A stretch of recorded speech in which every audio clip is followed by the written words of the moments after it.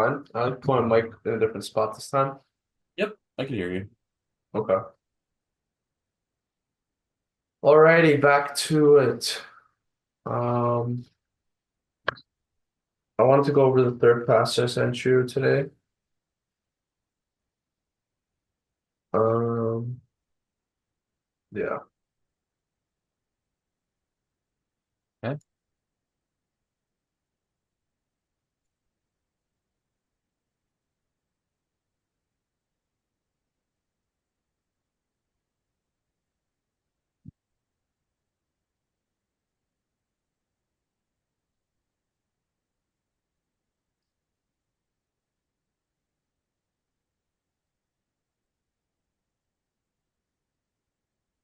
Should I read it? Um,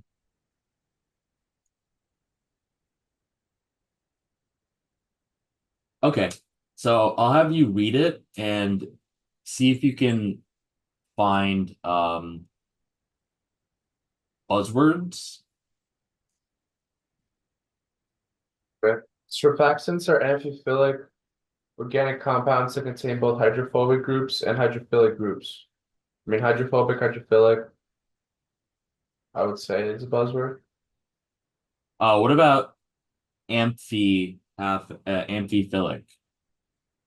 Yeah. Well, that basically is what it like that is. Like having hydrophobic and hydrophilic, right? But if they didn't say that from this word, It's the same as amphiphatic. what's up? It's the same thing as amphiphatic. Uh oh, so think about things that start with amph, Hmm. like maybe amphibian. Right. And what's an amphibian? Uh, is it bad that I don't like remember? No, so it's not about I remembering, it's about like figuring it out as you see it. So let's think about it, right? So what's it's like, like two things kind of yeah, both like yeah. So an amphibian can live in water and land. okay, right, yes. Amphiphilic means that it's gonna be able to be soluble in both like water and like so it means it's both hydrophilic and hydrophobic. Hmm. So yeah, if they didn't say that, you can still figure it out from the word. Hmm. But oh, and then there's amphoteric, which means it can behave as an acid and a base as well. How about amphiphatic? Amphiphatic? See.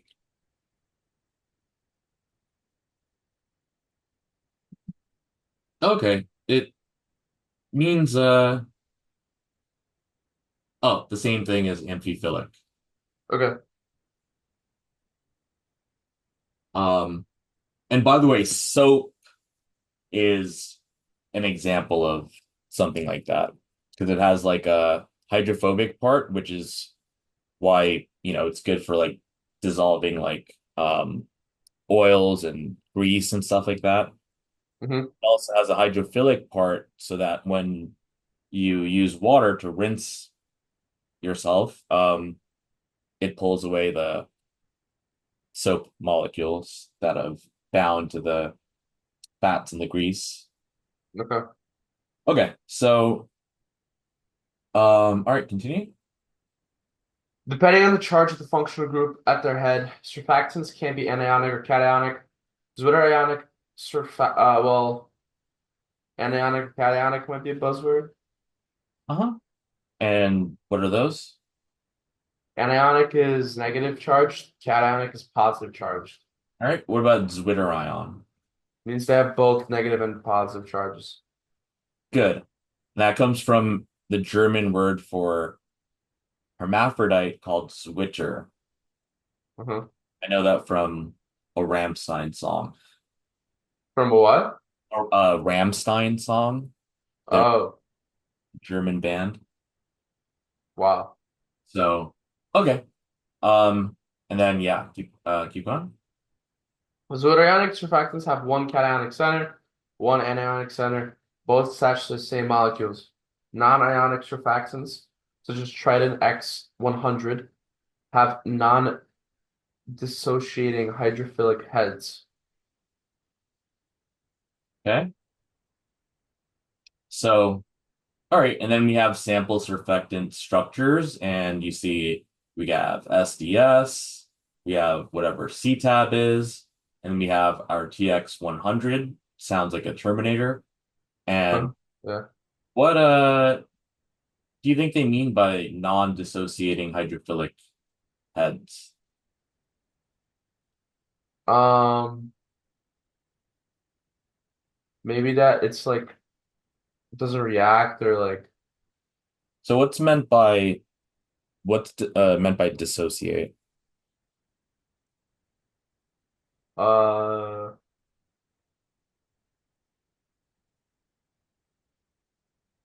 uh like reactive. So like for instance like NaCl, right?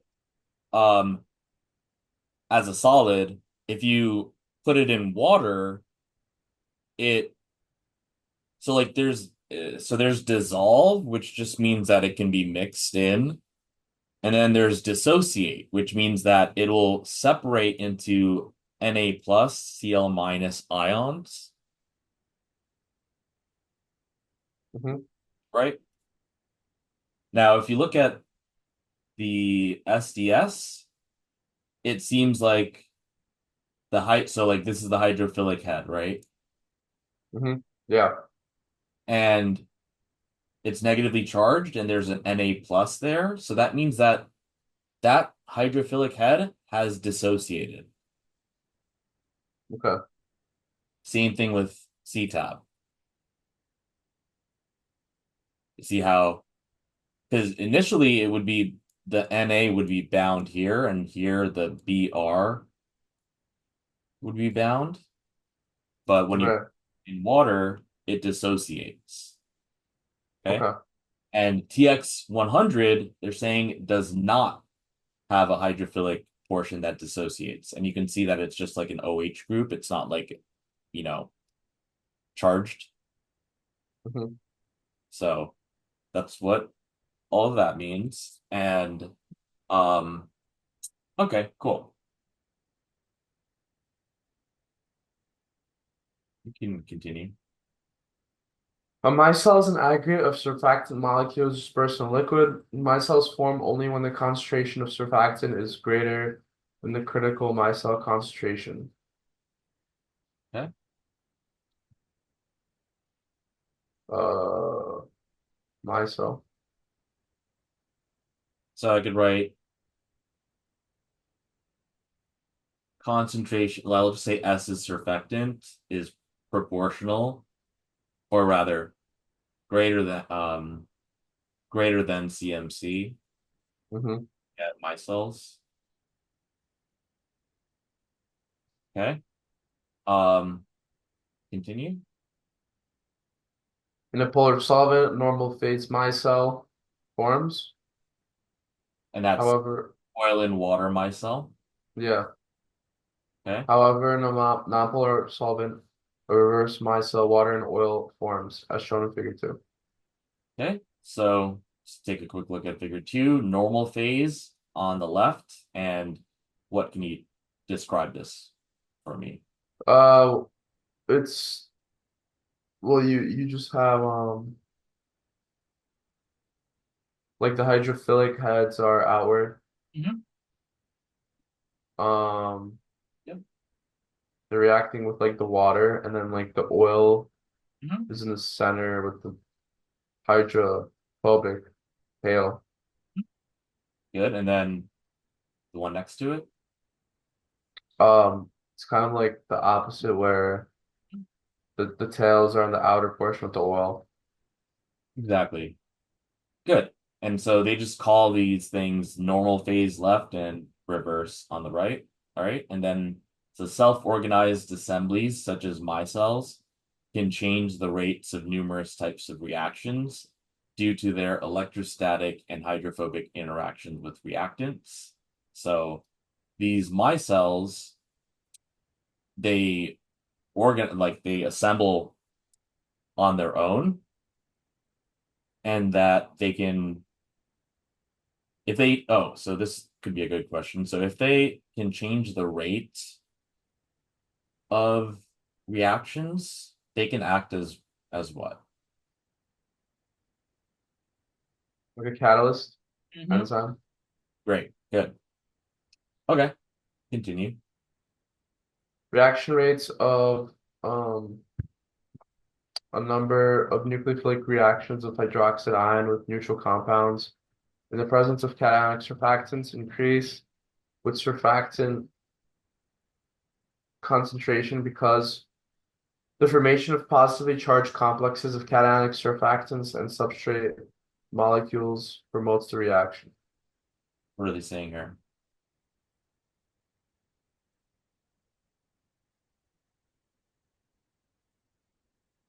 Um, like increase in hydroxide ion, nucleophilic attacks in the presence of cationic surfactants. Huh? So, so a cationic surfactant um has a positively has a positive charge, and that can help the reaction rate of some hydroxide ion nucleophilically attacking some neutral compound. Now, why do you think that would be the case?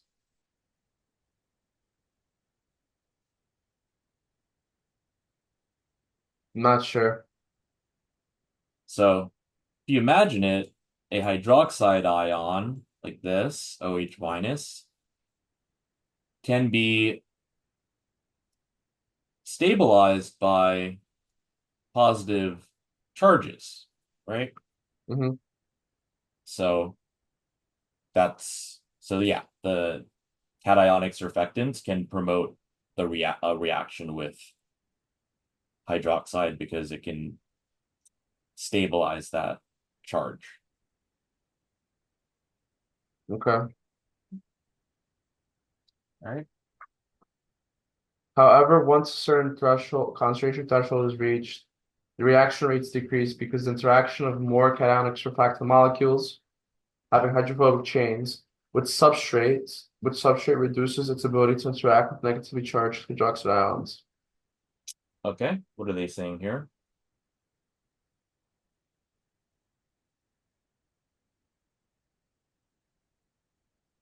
Um, at a certain point, they can't interact as much with like hydroxides, Yes. like this concentration. Yep. So once they have a certain concentration overcome a concentration threshold, the rates start to decrease because the cationic surfactant molecules that and that still have hydrophobic chains, um, that interaction with that and the salt and the substrate makes it less likely to interact with the negatively charged hydroxide ions. So that could possibly be some type of like competitive inhibition kind of situation. Mhm. Okay, and then continue. Nonetheless, the catalytic effect of cationic surfactants increases as their chain length increases. In contrast, the rate of these reactions decreases in the presence of anionic surfactants and a longer chain length. Anionic surfactants associated with a decreased reaction rate. Okay, so we could say cationic surfactants increase with chain length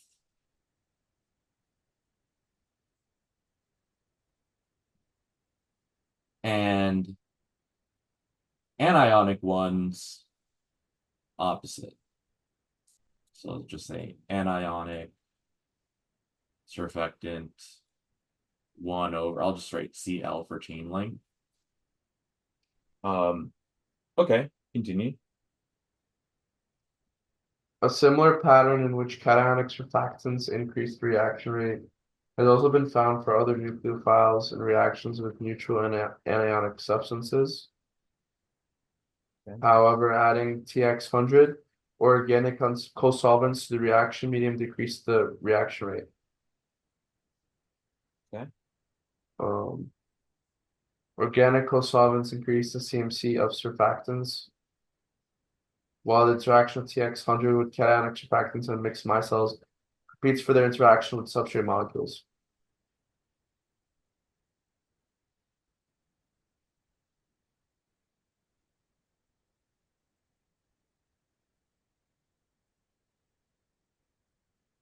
So the organic surfactant is going to reduce, or I'll say will increase the CMC. Oh wait, that's organic. Oh yeah, organic. Oh, co-solvents. Oops.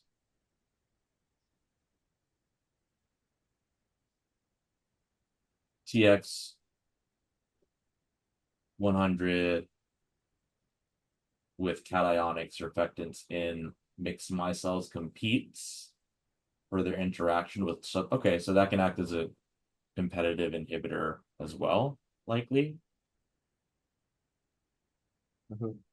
So, okay, so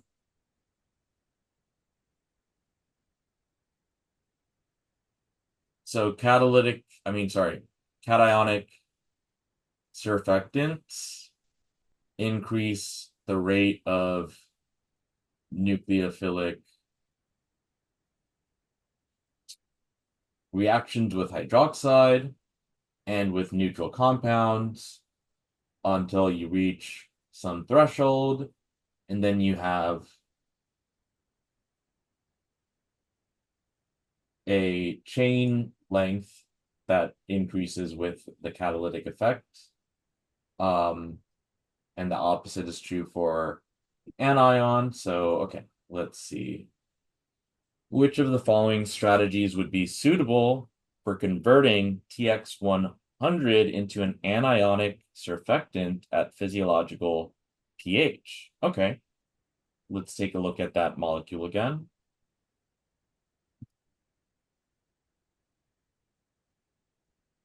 Okay, now what are your thoughts?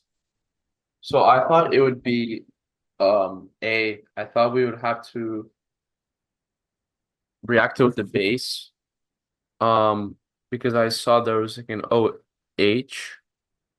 And so I was just thinking in order to turn it into something that's negative, you react it with a base to strip that H off. Okay, so that can be the case. Um, but how often do you see like OH groups get deprotonated?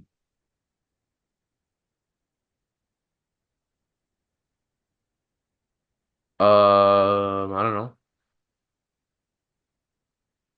So I think that kind of tells you something, right?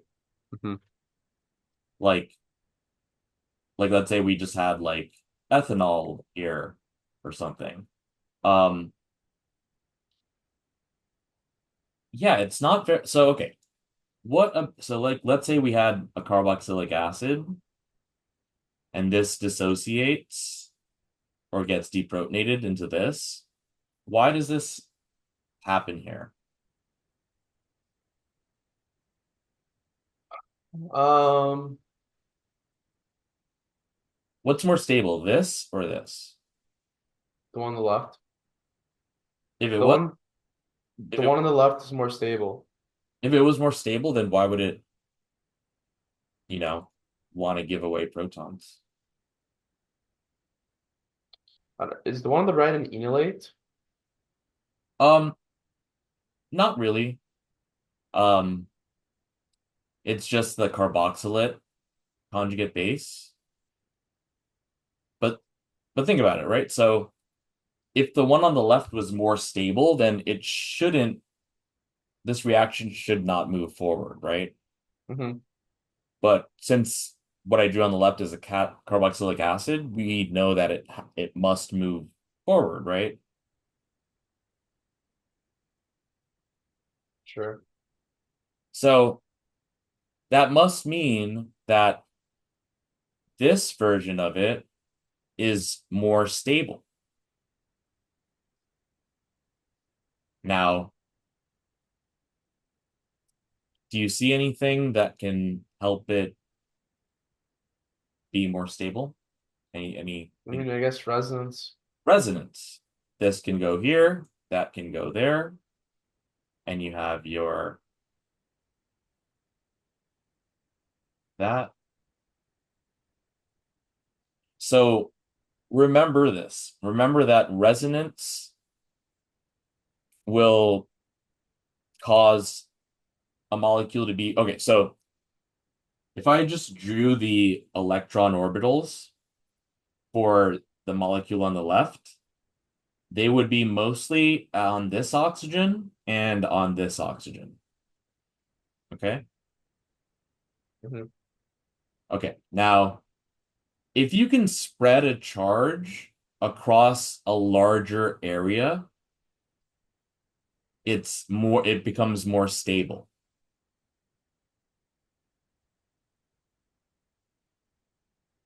Got it. So what that means is if I were to draw the electron orbitals for the structure on the right, it would encompass this entire region, including that carbon in between. Mm-hmm. You see that? Yeah. So other words for resonance to be aware of is like conjugation and electron delocalization. Okay. Yeah. Okay. So now that explains why a carboxylic acid is going to be deprotonated, right? But now, if you have just a hydroxyl group, like in an alcohol like this, let's say that it does get deprotonated. It'll just be O minus. There's nothing that would make that more stable because there's no resonance or anything like that, right? Mm-hmm. In fact, it's more likely for an OH group to get protonated by an acid because if that happened, you would get OH2, which is water, and this is an excellent leaving group. It'll leave. Mm-hmm. Okay. So, like what I'm trying to like do here though is like let's say this is if you don't know something, and then this is if you know something. So like if I just tell you like the answer, like you'll go from here to here. But if you imagine like a line connecting the two, that's where the learning happens. That makes sense. Okay. So, okay, so now let's think. So, okay, so we established that acids behave like acids, aka losing protons, because they become more stable after they lose their proton. And that's typically because of resonance. Okay. Right. And now an alcohol group, an OH group, is not very acidic. And that's why a weak base, especially a weak base. I mean, if it was a strong base, maybe, but a weak base especially is not going to be very, likely to deprotonate the hydroxyl group, right? Mm-hmm. Okay. Now, we also see choice D, concentrated sulfuric acid. What are your thoughts there? Uric acid is a strong acid. Okay. How are you going to titrate strong acid with some sort of alcohol, which is probably an acid? So so it'll be, um like what I kind of drew here. Like it can protonate the alcohol group to turn it into water, which is a good leaving group, and that can leave. But that still won't really create the anionic thing. The opposite, right? Yeah. So now that generalized biochem redox pathway that I showed you before, I showed that before, showed you before. Is that a question or I don't know if you have. Oh, okay. So that's pretty important. Do you have like that PDFs folder open? I can open it. Yeah. So there's something, yeah, so there, I'll show you when you, it's gonna be a PDF called Biochem Redox. And then see if you could share that.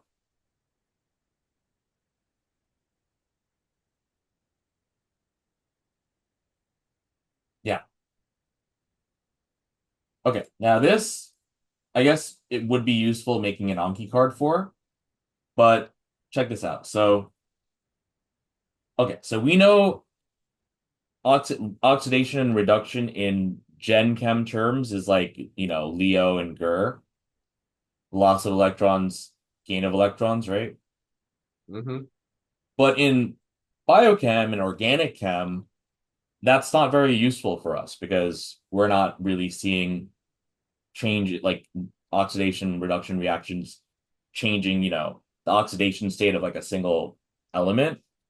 So instead, we can think of it this way. So oxidation can be essentially three things. One, it can be removal of hydrogens. Two, it could be addition of oxygens. Three, it could be addition of bonds to oxygen. Mm-hmm. So now let's start with over here on the left, just a regular alkane with two CH2s. When that gets oxidized, it's going to have removal of H's. So we have the H's removed here, and we have a double bond to get this thing over here. Mm-hmm. Okay.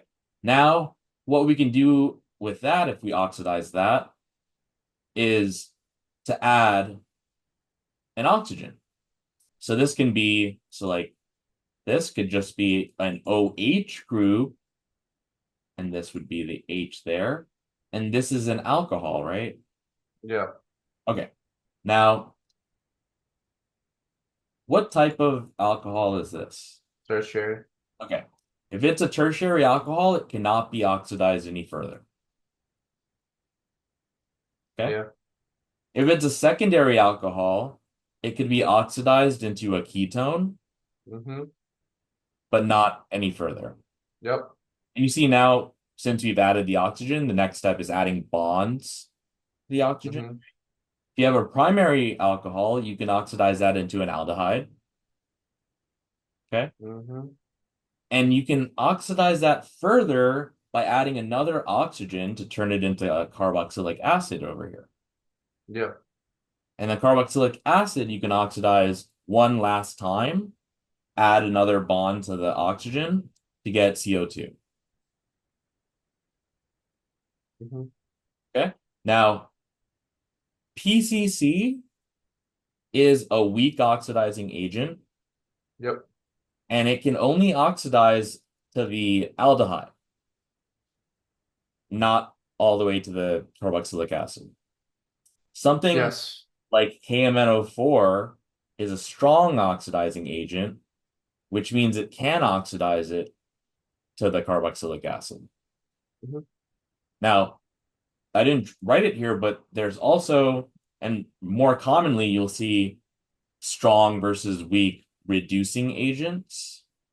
LAH, yeah. Yeah. So, NABH. yeah. So which is which? Like which is strong, which is weak? Like between them? Yep. I know LAH is like the Yeah. strong. So NABH4 is the one that can reduce ketones and aldehydes back into alcohols, Yeah. but cannot reduce carboxylic acids or, carboxylic acid derivatives like esters and amides. You need lithium aluminum hydride for that. Okay. Yes. So okay, this would be a good thing to make an Anki card for. So now that we have this knowledge, let's go back to that question.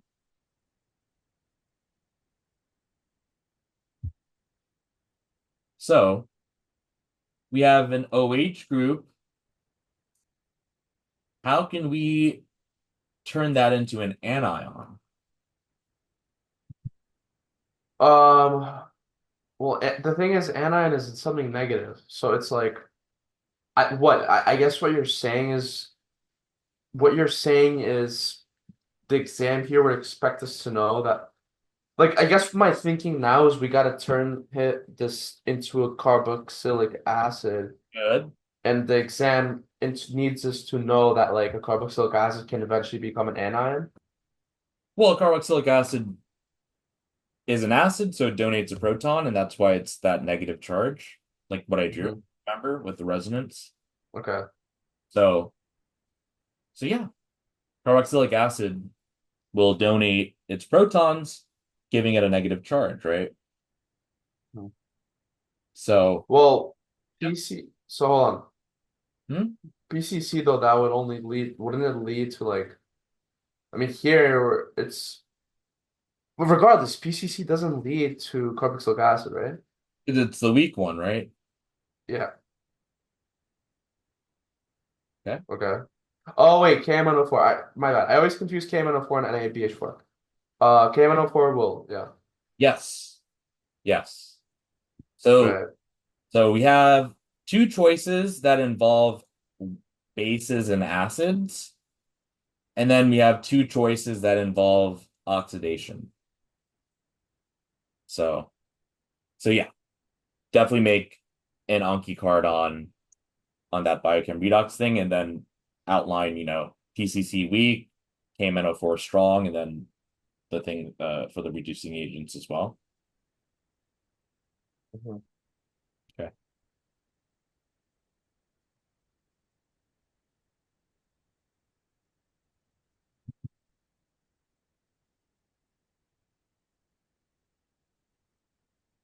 All right. Walk me through your thought process here. Uh, so I mean, there's definitely, I feel like, hydrogen bonding because it's like, water and hydrophilic heads. Okay. Um, Ion dipole, you probably also got that because of the associating uh associating thingies. Mhm. Yep. Um, Now London dispersion forces, I always get a little confused on those. Like, I know they're like the most weakest one. Um, on the exam, I just put D for some reason because I feel like if something has hydrogen bonding and ion dipole, it's gonna have London dispersion, you know? Or yeah, pretty much everything will have London dispersion, Right. also known as van der Waals. hmm And what it is um instantaneous dipoles, Okay. which always can happen. Like if you have some positive charge, or let's just say you had a dipole, positive end, negative end, and you have another one, positive, negative, like this, and you bring them close together, one of them will change to be negative, positive to, make that the repulsion less. So yeah, it'll be all of these. Gotcha.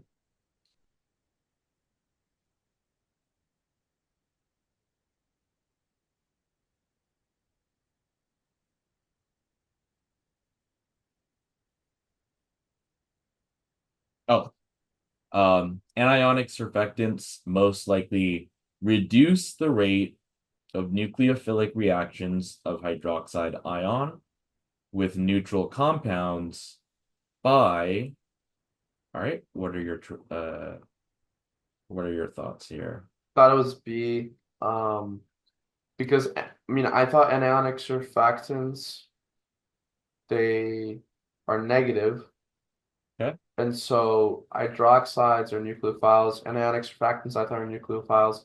So both are kind of like negative, and so they're basically stopping um yeah, they're like stopping the nucleophiles Okay. uh from attacking because they're also negative, so they're kind of competing. Okay. So I thought. So walk me through the choices here. So I mean I thought it was B, but if we're walking through the choices A, um I don't think it's gonna interact with nucleophile because negative and negative, like you know, wouldn't make sense, You repel, yeah. right? So I would remove A. All right. I thought the answer was B. I Tell me, haven't looked at the answer, so I don't know what it even is. But tell me about um, your thoughts for B. well, that's what I said. I think anionic surfactants are negative, and basically, um, hydroxide ions are negative in the nucleophiles. I thought anionic surfactants are negative, so both hydroxides and anionic surfactants are both competing because they're both negative and they're both nucleophiles. So yeah. Um, so so it says that it can act as a nucleophile and then undergoing undesired cross reactions with the substrate. What does that mean? Um, don't really know, honestly, but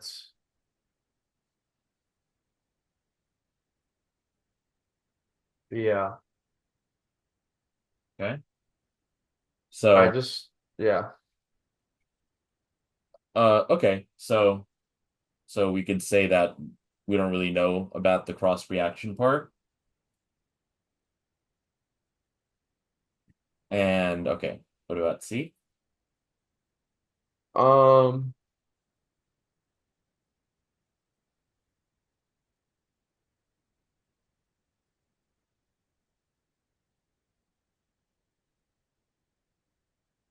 So your answer that you told me was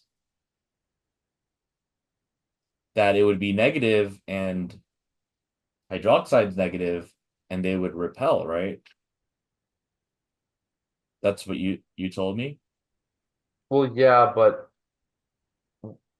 would it would it be a complex that's negative? Like if the surfactant is negative and attacking a substrate, the substrate probably is electrophilic. Wouldn't they be a little more neutral in general? So let's see, right? So you said that there's repulsion. Like if this is an anion, it'll be a negative charge.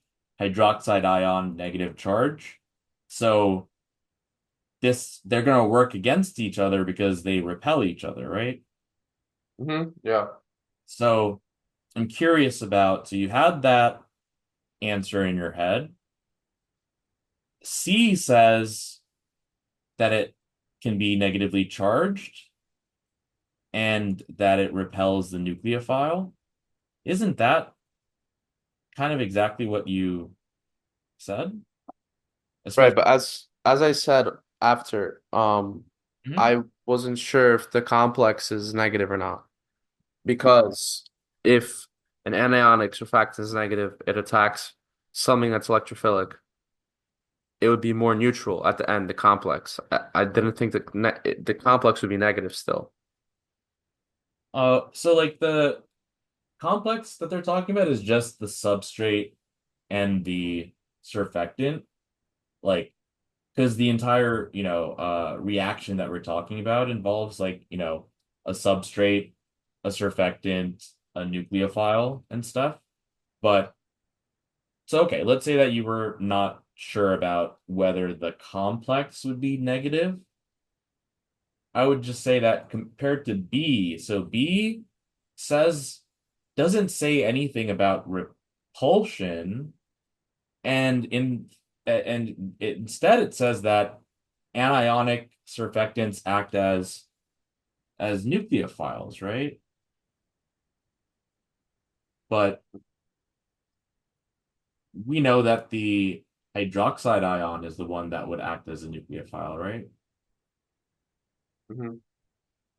So so yeah, I'm just curious about because you had the right idea, and I could see that maybe this surfactant substrate complex is what led you to not choose C, but negatively charged repels, right, is definitely closer to what you had in mind than B, because B does not involve any type of repulsion.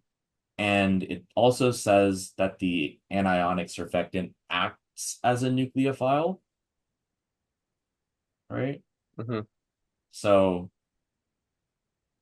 we don't have anything, or you didn't say anything that, that states that it can act as a nucleophile. Um, so, and then, okay, let's look at D, more readily forming micelles that sequester the substrate from the nucleophile. So that would be like if you had, um, like the substrate like inside of the micelle, or yeah, inside of the micelle and separate from where the nucleophile is, um, which wouldn't really work here. But yeah, I think that the answer choice that's closest to your answer choice would be C, right? Hmm. And the surfactant substrate complex is just when the surfactant and the substrate bind, right? Hmm. So, um, so so yeah, that's kind of so it's almost like, remember how we said like the hydroxide ions can be stabilized by positive charges, Yeah. and but they would be repelled by negative charges, right? Hmm. And we know that the hydroxide ion is acting as the nucleophile, and we know that there should be a repulsion. So I think that your uncertainty with this part combined with this saying that it acts as a nucleophile introduce so like this acts as a nucleophile part is going to be wrong, and then this part over here is unknown compared to C, where this part and this part are right, and this part is the only unknown part. So when faced with, a decision like this, it would make sense to choose the choice that has um a larger amount of true things that's true according to your answer, and a smaller amount of uncertain things. So here I see true, true, and then uncertain. But here I see false and uncertain,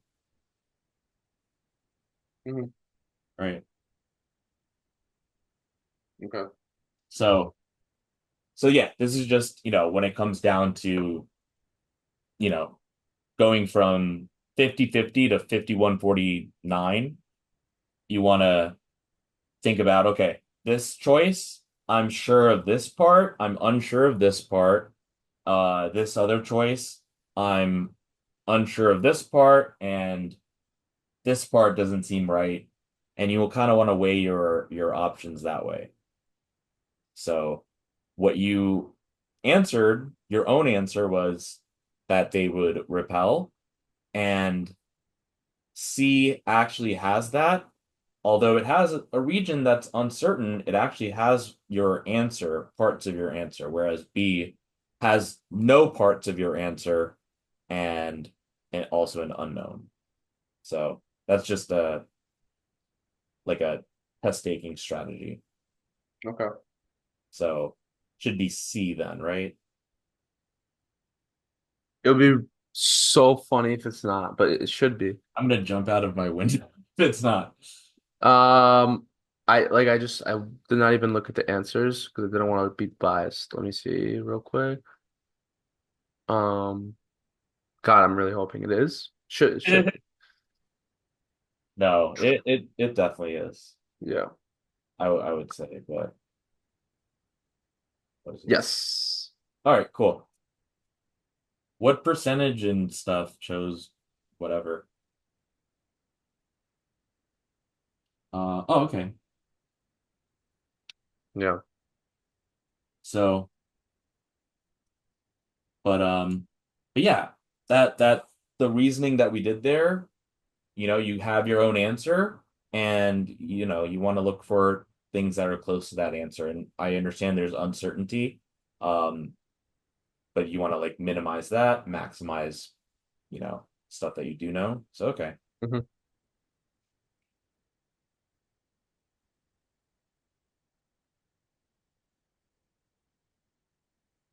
Which of the following surfactant characteristics would not maximize the rate of a nucleophilic reaction with a neutral substrate?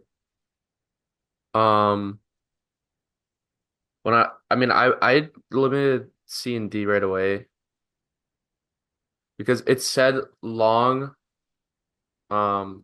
chain cationic is good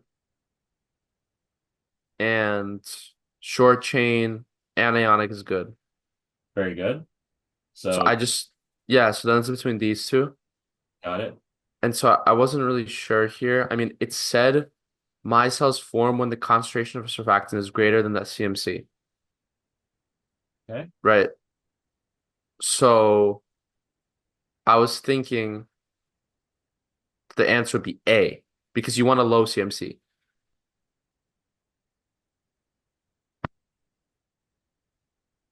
Wait, then why would it be? Oh, I see what you're saying. Yeah, yeah, yeah. That makes sense. Okay, and yeah, that was the answer. Hmm. Good, good. Okay.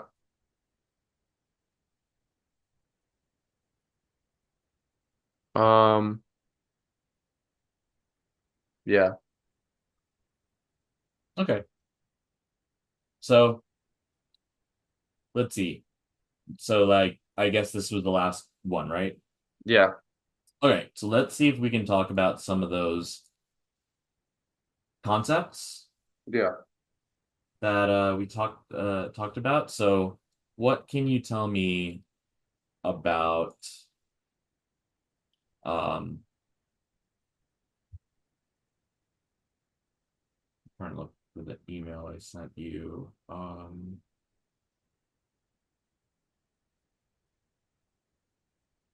Like okay, like refraction. Refraction.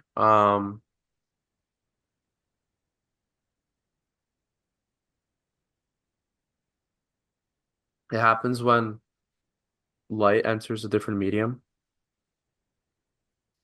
Um, when when it goes from a high to low index of refraction, for example, the angle of refraction would bend away from the normal, Okay, versus if it's from low to high, it bends towards normal.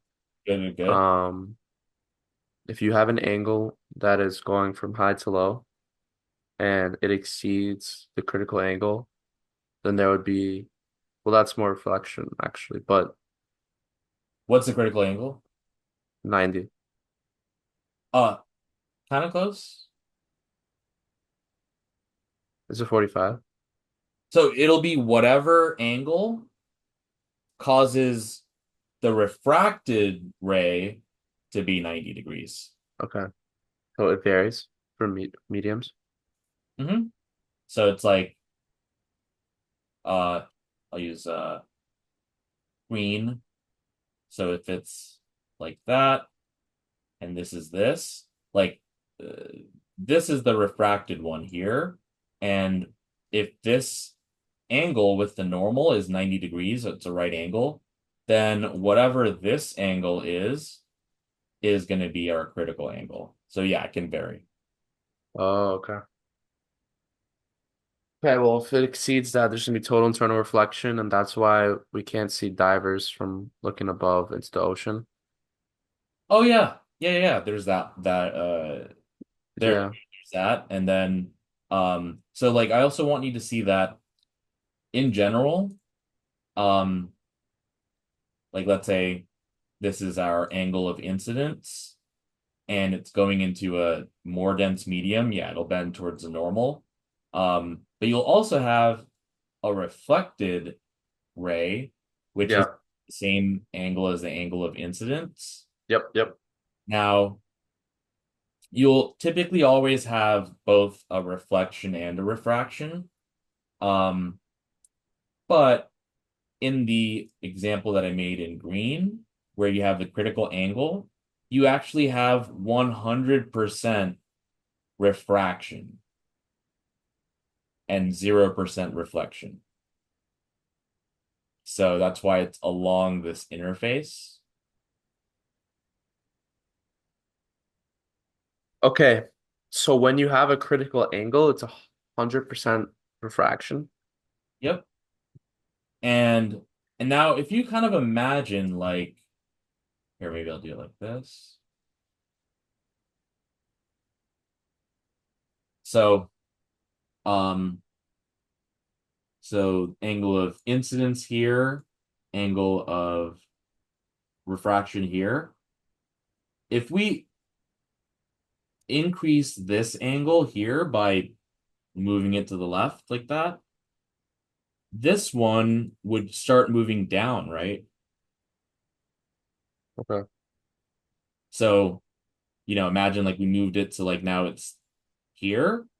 This one would move more down, right? Hmm. And so it'll do that until this goes down enough to be right there at that interface, right? And then that'll be your critical angle. But then if you imagine going further, this would go further down, passing the interface, turning into 100% reflection. So if you're going from um, a more dense medium into a less dense medium, and you increase and yes, your angle of incidence will be smaller than your angle of refraction. And as you increase that angle of incidence, that angle of refraction increases as well until the angle of refraction is 90 degrees, at which point the angle of incidence would be the critical angle.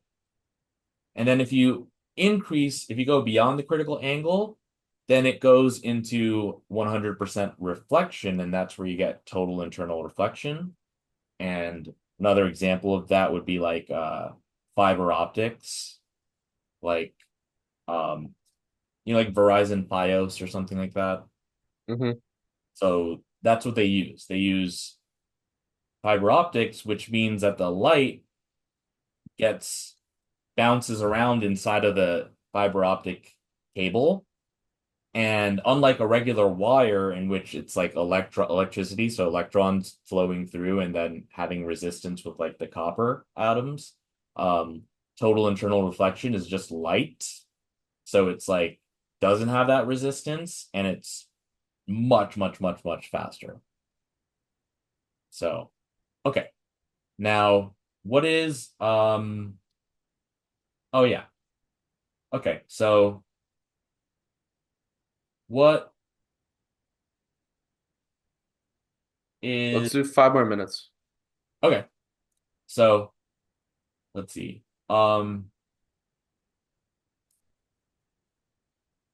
So incident angle, when it equals the critical angle, the refracted ray travels along the interface.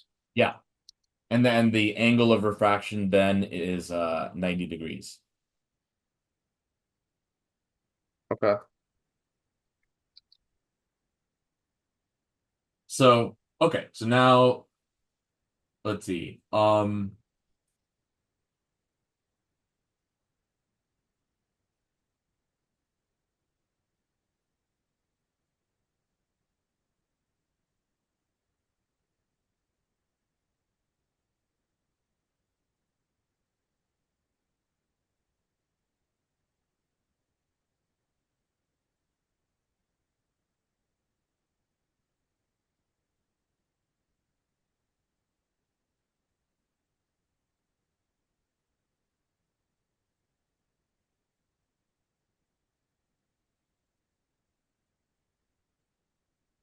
Okay. What so like for let's say a plant that's green, what type of light does it uh what Red. um okay, so I was trying to think of something with like frequency and amplitude and stuff. Oh, okay. Complementary colors that I think I got down. It absorbs red if it shows green. Yep, yep, yep. So okay. So now tell me the fundamental difference between let's say wavelength and amplitude. Um, Wavelength is, I mean, it's just the length of a one wave. Like, I guess on the X axis, like full 360 degrees. Okay, so if you had okay, so let me try to ask okay, how about this? So They're not related. yeah. Um yeah, because the so like the wavelength would be like the length from, like a crest to a crest or a Hmm. trough to a trough.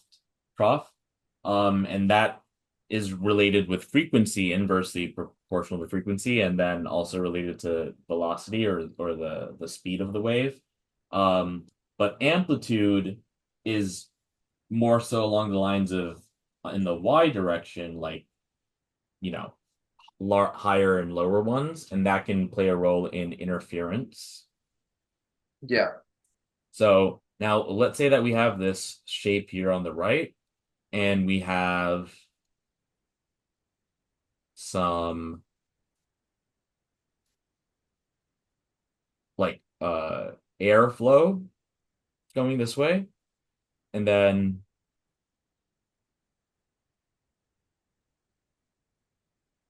I'm gonna make this more exaggerated.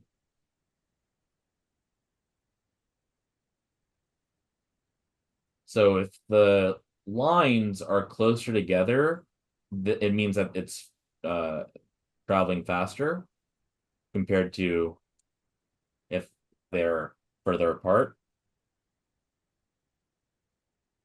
So up top here, we have a high velocity of the like fluid in this case, which is just air, let's say. Um, and then down here we have a low velocity. Now tell me what that means for the pressure.